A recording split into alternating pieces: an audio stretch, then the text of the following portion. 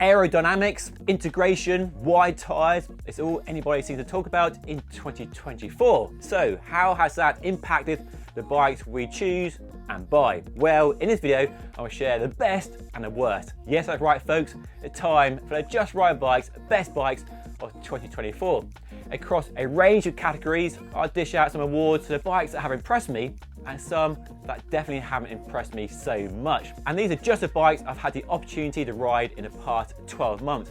There are bikes missing that have been launched this year, but I've not had the chance to ride them despite me asking those bike brands for the bike to test. And I should add, this video is not sponsored by any bike brands featured in today's video, because there is actually a sponsor for today's video, Squarespace, the easy and quick way to build a website for any purpose. And thanks to support from Squarespace for the past 12 months, that my reviews remain unbiased and independent. So definitely check out Squarespace if you need a new website.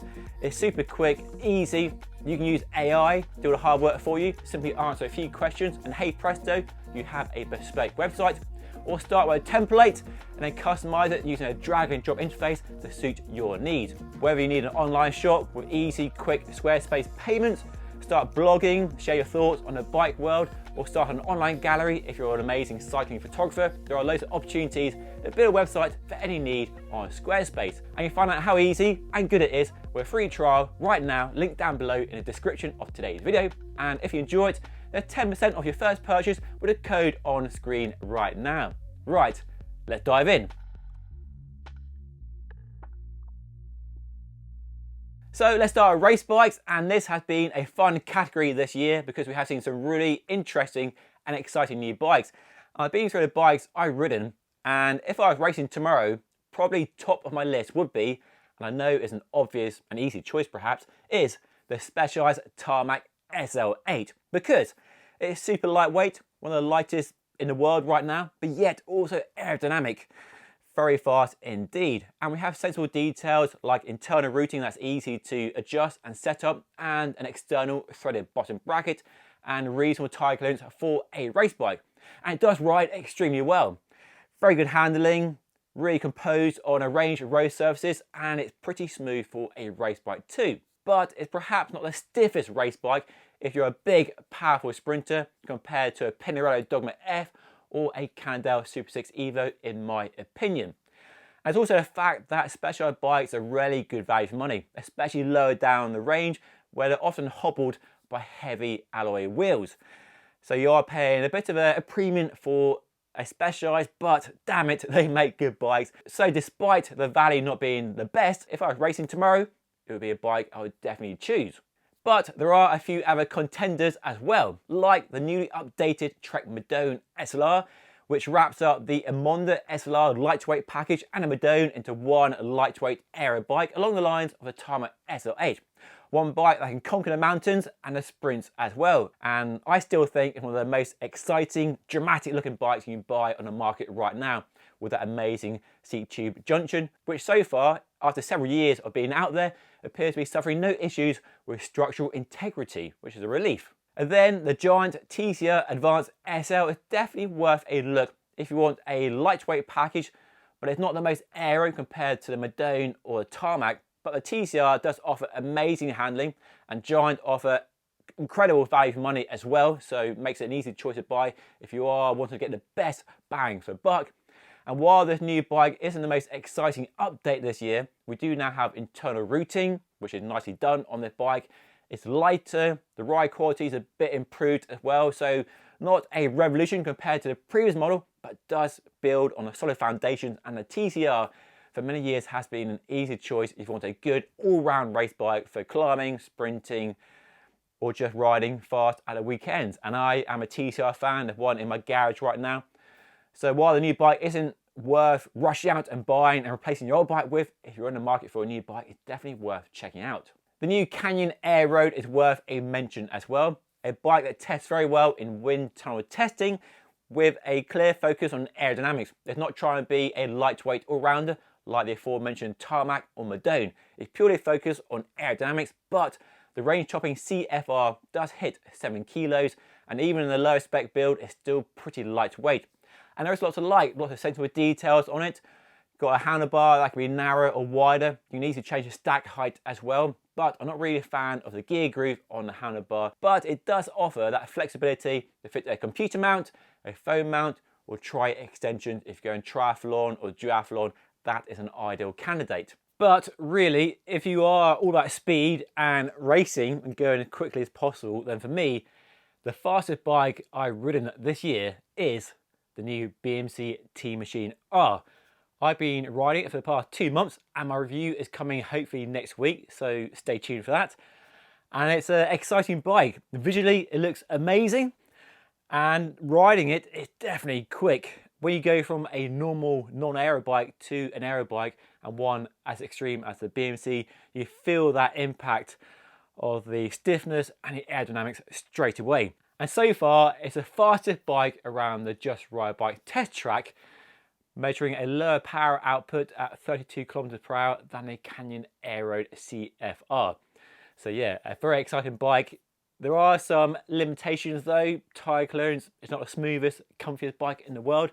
So if you value speed above all else and you are racing, preferably on a smooth circuit, and you have the quite deep pockets to afford the BMC Team Machine R, it's definitely one to shortlist. If you are obsessed with weight, then the new Velia Verticale SLR really shone on the climbs and steep gradients around here in the Cotswolds. A bike that's not trying to be aero, although we have a one-piece handlebar and stem with internal routing, so some aero from that part of the bike, but super lightweight and a very responsive, very exciting bike to ride when you're stomping up the hills. So that's definitely a bike to consider if you want a lightweight focused package. Let's move on to perhaps the most exciting and interesting category for me as somebody who doesn't race so much anymore but still wants a fast bike.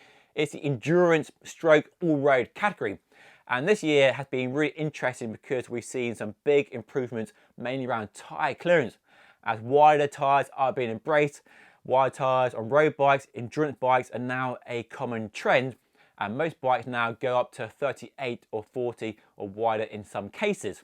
And by far the best bike in this category, the bike I would buy if I was buying an endurance bike, would be the Giant Defy, because you get great performance, you get wide tyre clearance, you get a fender, mudguard mounts, and a fit and geometry that for me is a sweet spot between that aggressive race bike stance, but not as relaxed as a Specialized Roubaix. So it does find a space between those two extremes really nicely. And as the next racer, it's a bike that does fit the riding I do. So still fast, won't slow you down, but more comfort and more ability to fit a wide tyre and mudguards for winter riding. Not the most versatile, and probably not the outright smoothest bike in this category either. For me, the Specialized Roubaix still takes the crown for outright comfort. You want a real bump absorbing ride with big tyres and that future shock. But a Defy is still reasonably smooth, just not as smooth as that bike, but still smoother than a race bike like the TCR or a Specialized Tarmac SL8. There are a few other bikes that really impressed me in this category this year, like the NV3, which is easily one of the best looking bikes of the year in that Venom green. My goodness me, that is a lovely colour, really sparkles on a sunny day. And has the aerodynamic features from the Melee race bike with full internal routing and an MV aero stem and handlebar. And we've got down tube storage, which is really cool for long rides. You put all your tools and spare parts in there, not have a saddlebag hanging around the back of your bike and getting covered in mud. Yeah, mudguard mounts as well, and we've got top tube mounts for a bento bag on the top tube for snacks for that ultra distance riding this bike is perfectly suited to, and space of wide tyres. Another endurance stroke all-road bike that really impressed me this year was the new 51 Seeker from the Dublin-based Custom Frame Builder, the first stock off-the-shelf road bike. And there is a lot to like the wide tyre clearance, up to a 40mm wide tyre fits easily on this bike, yet we have a fit that's closer to a race bike than a traditional endurance bike, and a frame weight that gives the Tarmac SL8 a run for its money at sub 700 grams, so very impressive. So comfort and wide tyres, that slightly more relaxed fit, and a super lightweight bike, and you can easily build a sub 7 kilo bike. And if you're not racing, you're doing long rides at the weekends, this is a good bike to choose, and it looks amazing. One piece handlebar and stem, but sensible details like a round seat post and an external seat clamp and a T47 bottom bracket as well. Another standout for me in this category, but also shows how tricky pigeonholing bikes is, because the new Bridge Surveyor from the small Canadian-based company where they hand make the frame and fork from carbon fibre has space for wide tyres up to 40mm, the same as a Roubaix and other bikes in the category, but has race bike geometry, a low stack and a reasonably long reach. So you get the fit of a race bike, but the tyre clearance of an endurance bike. So if you want that race bike, aggressive fit, but wide tyres to conquer the roughest roads and even light gravel, then the Bridge Surveyor is definitely a top pick. As a bike that I'm still umming and ahhing about buying next year. Well, I love the way it rides, the wide tyre clearance, the way it looks, and the fact it's made by a small company in Canada. Right, a special award for the best ride quality, the bike that just had that sort of magic, floaty essence of a road bike that really made me enjoy riding a road bike, was the new Argonaut Cycles Supernaut RM3. This is a small company that mostly makes bespoke bikes, but the new Supernaut is their off-the-shelf road bike, but made to the same high standards and made in Bend, Oregon, like their bespoke bikes. And while, yes, it's expensive, very expensive, the ride quality just blew me away. It's lightweight, there's good stiffness, there's some area from the NV one-piece handlebar and stem, space for wide tyres, not super wide, but wide enough for a race bike. But the way the bike rides is just magical. It's smooth, it's floaty, it's light, it's effortless, it's everything I look for in a road bike. It doesn't have that edge to it that some race bikes have. It doesn't feel docile or lazy like some other bikes. It just really connects with you. It's a bike you can connect with on a road, just flows down the road. Very, very nice indeed. So a special award for the Argonaut Cycles Supernaut RM3. Most of the bikes I've ridden over the past 12 months have been carbon fibre, but there have been a few standout non-carbon metal bikes, of which there are two that stand out, but one head and shoulders, and a bike that definitely competes very well with carbon in terms of ride quality and smoothness, if not weight. And that for me is the stunning, sensational, fully bespoke Scarab Santa Rosa. I was very lucky to travel to Colombia to see the company and see where they build the bikes, see my bike being built that I customised for my size and visual preferences, and then rode it up the highest paved climb in the world. And I've been riding on my local roads since getting back, and my review is scheduled for the new year. Now, I've had quite a few questions about steel and weight. I always say if you're a weight weenie, you care at all about weight, then carbon fibre is an obvious choice. But for me, the weight really isn't a factor. I'm not racing, so weight doesn't really concern me too much. And yes, it's heavier when you lift it up in the car park cafe sort of weight check test, but when you're actually riding it, it's not that noticeable. And for me, there's the appearance, the story, the heritage of steel, and a frame that's bespoke, custom to me, which is much easier to do with steel. Yes, not the cheapest bike in the world, but there aren't many people making steel bikes, and the quality of the paint finish and the custom options definitely add value to it. And another one worth mentioning was the recent standard Fadfinder, a 4-season all-road steel bike. This is where steel really shines the most. A dependable, workhorse, reliable, trusty 4-season bike, space of wide tyres, fit mud guards, you fit bags. A bike that's just going to look after you in all weathers, a really good winter bike, a good touring bike, all-axle, light, fast, kind of mixed terrain, surface riding bike. And a standard, it's a really cool brand. They have a cool story and a lot of fans and a bit of a cult following almost. And the bike does deliver. If you remove all that sort of marketing layer away, it's a bike that does deliver good quality.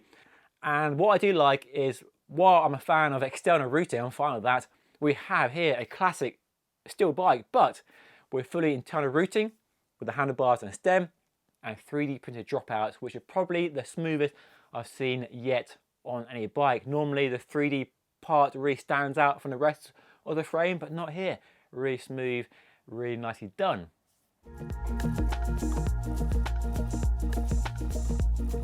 Right, best gravel bikes of the year, and this is definitely a tough category as gravel and adventure continues to flourish around the world, and we are seeing a nice evolution of bikes in terms of bike packing, wide tire, mountain bike inspired option at one end, like the Mondraker Arid I rode in Arizona, to more racy bikes that are lightweight and essentially fat tired road bikes like the new Ridley Astra RS.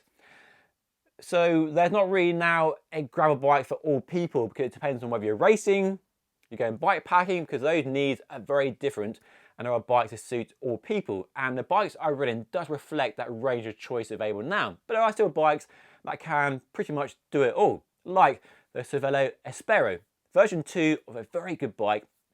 Not the most radical makeover, but there's nothing really wrong or broken with the old bike, so it's a nice sensible update, slightly bigger tire clearance, a few other features, but retains the ride quality, the handling of the bike, and definitely a bike that's fast. And if you want one bike that can do road and gravel and dirt and everything in between, this bike definitely ticks those boxes. Another good option if you are going racing, you're doing Unbound or Track It or something like that, is the new Ridley Astra RS. Not the best value for money in the world, but a very fast bike, good aerodynamics, some really nice features, wide tire clearance as well. And a bike, when I rode it, really impressed with the speed this bike makes easily attainable no matter what level of rider you are. So yeah, very impressive bike indeed. I can't wait to try the slightly cheaper, more affordable version of this bike in the future. But if you do want that more adventure bike packing, tackle any gnarly trail setup, then the Merida Silex definitely impressed. Version 2 of their bike, great value for money, because Merida sadly not available in the US, sorry guys, and a bike that does draw a lot from mountain bikes in terms of that relaxed geometry, super slack head angle, long reach, short stem, wide flare handlebar. If you are trying to do sort of tame mountain bike trails and really rooty, rocky, tough technical riding, then this bike definitely is more at home than a racier bike like the Canyon Grail or the Ridley Astra RS. So a very impressive bike. But yeah, if I'm going bike packing or adventure riding, this would definitely be on my short list. Another bike that impressed for its ride quality with big tire clearance up to 50mm was a Fiello V+1. A really clean looking bike, nice round tubes, internal routing, one-piece handlebar and stem, space of big tires, and a bike that on the right trail is just so fast, it just floats over the rough stuff so well, and do I say, looks amazing. And you customize the spec, the build to suit your price point and requirements as well. And nice to see a small British company really offering a gravel adventure bike that's definitely on point in terms of the features that many of us look for in a gravel bike. But despite all the gravel bikes I've ridden over the past 12 months, I'm not sure there's a bike yet to tempt me away from my Specialized Crux, the ultimate do-it-all bike. From CX, road, gravel and bike packing. It's not designed for all those things, but it still does it really well. So that's definitely been one of my most fun bikes this year. I've had it for 2 years now. It still delivers everything I want from a bike like this. But there are a few options on the horizon and a few others I've ridden in the past few years that might tempt me away from my Crux, but more on that in the new year. And if you're enjoying this video so far, and I do hope you are, then make sure you are subscribed to the channel by hitting that link down below to see reviews like this on a regular basis. Right, best debut brand new bike, and there are two bikes in this category. Firstly, the Van Rysel RCR. Decathlon, a French superstore, have launched an amazing race bike being super well received because great value for money compared to bigger mainstream brands. You're getting good bang for buck, and also a product that really stands up compared to more established bike brands and established models. And I've had the opportunity to ride two bikes from different ends of the range. The RCR with a SRAM rival Access Group said that was a good value for money, but lacked a bit of finesse and ride quality I look for in a bike. And more recently, review coming very soon, is a range chopping model, basically a race replica with a Shimano Dura Di2 group set and carbon wheels. And that bike has impressed, as you would expect and hope, with top end parts, but definitely compares very well to a Tarmac and a Madone and isn't giving anything away. So yeah, very impressive debut by Van Rysel and Decathlon to launch a credible and well-received bike into a very popular and very competitive and possibly saturated end of the market. And my review on that RCR Pro is coming very soon, and I'll do a comparison with the cheap model to see what difference there is in spec and price.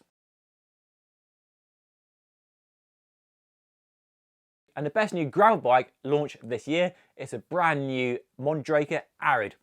Mondraker is a mountain bike company, and we are seeing quite a few mountain bike companies launch gravel bikes as their first entry into the world of drop bars. And the Arid is a bike that does offer extremely good performance when riding off-road on very chunky, tough trails, as you would hope for a mountain bike inspired bike. So like the Merida Silex and other mountain bike inspired gravel bikes, we have a long reach, very short stem, one of the shortest of any gravel bikes, slack head angle, long wheelbase, space of wide tyres, down tube storage, lots of mounts for fenders and bags and racks and stuff. You can fit a dropper seat post, you fit a suspension fork. It's ticking a lot of boxes, and based on my ride so far, admittedly only a brief ride in Arizona, it does deliver what I would expect for a bike designed to really tackle very remote trails. You go and bike pack in the middle of nowhere, you want a bike that can look after you without taking a mountain bike. So definitely more that end of the spectrum than a super fast race bike like a Canyon Grail or BMC Cayuse perhaps, but could race if you wanted to. But definitely more that fun-seeking, adventure-packing bike. So definitely an exciting new option in the world of gravel bikes. Right, I know top-end flagship bikes are expensive these days, but let's look at some budget, value for money bikes, and there are a few definitely worth considering, and some that definitely impressed. So firstly, we have the best budget road bike, and here, the Canyon Aeroad CF SX definitely impressed. £4,000 for a carbon fibre aero race bike with a one-piece carbon aero handlebar stem, full internal routing, good wheels, aero carbon wheels, and a SRAM rival group set. One of the best bikes in that £4,000 price range. If you want to go racing tomorrow, but on a budget, this is definitely a bike to consider. And there isn't really anything to change on the bike. You get good tyres as well, where often a bike brand might cut corners to really hit that price point. Here, there's no corner cutting. Good tyres, good wheels. It is ready to race and shows that you don't have to spend a fortune on a bike if you want speed and you want to go racing. So definitely one to check out. And as my testing showed, it doesn't give much away to a top of the range Aeroad CFR either. Yes, it's not quite as aero in my testing, but it's still pretty damn quick, so very good indeed. But for me, the best value for money road bike I've ridden this year is the Giant Defy Advance 1, which for under £2,500 you get a full carbon frame and fork, Shimano 105 Di2 electronic group set, powerful hydraulic disc brakes, and it's a bike that out of the box, out of the shop, does deliver impressive performance. Fast, smooth, looks good. There's really nothing to change on it, but there is upgrade potential in the bike as well down the line in terms of tyres, wheels, handlebar, seat post if you want, but out of the box, the package is really solid. And a lot of bike for £2,500. And now to best budget gravel bike, and there are two contenders here for your money. First up, the Ventum GS1 from the American company, who like Canyon sell online, sell direct only, and that allows them to undercut bigger bike brands with shops and dealers and pass the saving on to you, the consumer. And you can also customize the bikes through their website as well. But the new entry-level model, costing $3,000, offers a SRAM wide group set, decent tyres, reliable DT Swiss branded wheels, and good finishing kit, and a really good ride quality and good performance. It's a bit of a bargain. But perhaps the best value for money, the best bargain gravel bike this year that I featured here on Just Ride Bikes is a brand new Propane Terrell.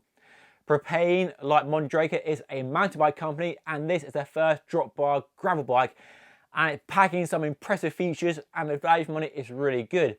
The base model, which I'm currently testing, review coming very soon, costs just over €2,500, and you're getting a Shimano GRX 1x mechanical group set with hydraulic disc brakes, DT Swiss wheels, good quality tyres. It's a bike that looks really good on paper, and so far, based on my riding experience, it does deliver good performance. It's also a progressive bike as well, with slack geometry. You can fit a suspension fork, a dropper seat post, down tube storage, space of wide tyres, lots of mounts for fenders and extra bags and bottles. It's a bike that looks good, and so far, based on my testing, does perform very well in that sort of mountain bike, adventure, bike packing space. I don't test many mountain bikes here at Just Ride Bikes, but I would love to, as a mountain biker at heart. It's where I started in the sport back in the 90s, and the best mountain bike for me this year, because I like riding fast, I like lightweight bikes generally, was the Cannondale Scalpel. Admittedly, the top end build, the race ready, World Cup ready bike is a bit expensive, but there are more attainable models down the range offered amazing performance. It blitzes my Lego trails like nothing else. It's lightweight, amazing suspension performance, good geometry, and that lefty suspension fork, despite its odd looks and 20 years of being around, it still works extremely well. And I think it has the edge over a SID or a 32 when you are going down really steep, rough, rocky trails where the fork is compressing and trying to sort of bind up. And the geometry does allow you to really tackle those fun trails where a bike like a Canyon Lux World Cup, for example, not to pick on that bike particularly, does really hold you or hold me back on steep, fast trails. So the bike that allows you to climb fast and also descend fast. And for me, that's the epitome of an XC race bike and shows how far they have come and progressed in a really good way.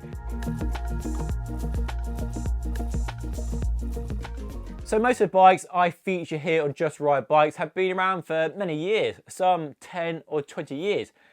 And they get updated on a regular basis every 3, 4 or 5 years, depending on production cycles and other stuff. So for me, the best improved bike in 2024 goes to Giant Defy. Not the most radical change from the previous model, but there's lots to like. So big tyre clearance, we've got a fender, mudguard mounts, but it's a geometry and a fit of the bike that really works for me. I still like and can ride a fairly aggressive race bike fit, but I do recognise I probably need a more relaxed fit these days as the years pass by. And I like the fact that the bike offers good comfort and wide tyres and that sort of sweet spot of geometry that's somewhere between a race bike and a more relaxed endurance bike like a Special Roubaix, which I loved for its comfort, but I found it too high and short at the front. And that for me is why the Defy works so well. I don't think it's the right bike for a lot of people, but if you want a bike that's fast, reasonably aggressive fit, but good comfort, I think for me the Giant Defy is the most improved bike this year. And then to some bikes that haven't impressed me so far. They're not quite flops, but the biggest disappointments and the bikes I would probably avoid if I spend my own money. I've got two here. Firstly, the Pinarello Dogma F. Now, it is an amazing race bike, make no mistake, and in the hands of Tom Pidcock, fantastic performance, wow. But in my hands, yeah, it didn't impress so much and left me feeling a bit cold, and a bike I failed to really connect with, mainly because it's so stiff. It's mega stiff, which racers want, but I found it too stiff. It's just jarring all the time, and it didn't have that finesse or ride quality I want. I definitely lack comfort I want as well. And also found the handling and steering a bit quirky as well. Something about the steering geometry didn't feel as fluid through the corners and bends as I would like and would expect from another race bike. And then there's the way it looks. It doesn't really work for me. Personal, I know. I guess F stands for funky. So not a bike I could buy with my heart or my head. And another bike that disappointed and failed to impress as much as it should, I've ridden two now, was the new Canyon Grail, the company's gravel race bike. They have the Grizzle if you want a wide tyre, adventure, bikepacking bike, but the Grail is their aero race bike, doing Unbound, doing Tracker. This is the bike to choose, and it's just there out of the shop right now, which is why I'm pointing down there. But tyre clearance, severely limited on tyre clearance, and I think Canyon have been caught out here either by not recognising the trend towards wide tyres or being led astray by their pro riders giving them feedback around tyre clearance, because you can't fit anything wider officially than a 42, and you can in some situations, depending on tyre and rim combos, fit a 45, and I tried. But if you have anything approaching mud like we do in the UK, then you won't have any mud clearance at all, and you could potentially wear through like carbons. And there's also the down tube storage, which is a feature I like, but on this bike the hatch is really small and it's hard to get stuff in and out. But redeeming features are the really cool aero bag that fits in the down tube, top tube junction. You can easily remove in seconds. And it's a fast bike. Nice aero, narrow handlebar. It's rapid on fast gravel. So a really good aero race gravel bike, pretty good comfort as well. So if you're riding dry, dusty trails, it's a bike that does work. But if you want wide tyres for tougher terrain or ride through mud, it doesn't really work for me. And I think an update will be coming in the future to address that issue with the Canyon Grail, in my opinion. And another bike that sadly disappointed when I rode it back in January or February earlier this year was the newly updated, the race sort of performance focused Moots Route CRD. This is a gravel adventure bike, but their first implementation of internal routing, which is very popular as we all know, with their own carbon fiber stem and handlebar. And it caused lots of comments because visually it looks pretty awful. Sorry, Moots. I love the way Moots look. I love the frames. I love the story of Moots from the 80s and the 90s. And with a titanium stem that they normally put on their bikes, it looked splendid. It looked really nice. But the chunky carbon fiber stem atop the elegant, slender titanium tubes was really jarring visually. And unfortunately, it did impact the ride quality as well, because the front end of the bike was definitely harder, firmer, and I would say harsher than I would expect from a titanium bike, which is a material you buy for its famed ride quality. And the reason I wouldn't buy it or recommend it, I would go for their non-CRD route with a regular external routing and a titanium stem, because it looks wonderful. So lots of impressive bikes, but which is the best bike of the year? Which is the overall champion? And it's tough. I've ummed and ahed about the best bike of the entire video. And there are clear standouts. Giant Defy, Special Tarmac SL8. But I can only offer the overall champion for the bike I would buy. The bike that personally, the one I would happily ride off into the sunset, based on the riding I do. And for me, I look for a bike that's reasonably lightweight, but not super lightweight. It's fast, so good performance for faster rides. Good comfort, of course, because I'm not getting younger. Space of wide tyres, and the right geometry and fit. And for me, based on that criteria and the bikes I've ridden over the past 12 months, there are two standouts. So two obvious bikes that are real head and shoulders above the other ones for those criteria I've mentioned just now. And they are the 51 Seeker and the Bridge Surveyor, which are bikes that are two similar approaches but quite different in interesting ways. Firstly, the 51 Seeker. I love the fit, a bit more relaxed than a race bike, so perfect for long rides. I did 200-mile rides on a bike and it really looked after me. And it has space for up to 40mm wide tyres, so you can go as wide as you want for rough road comfort, yet has a frame weight that's nearly as good as a Tarmac SL8.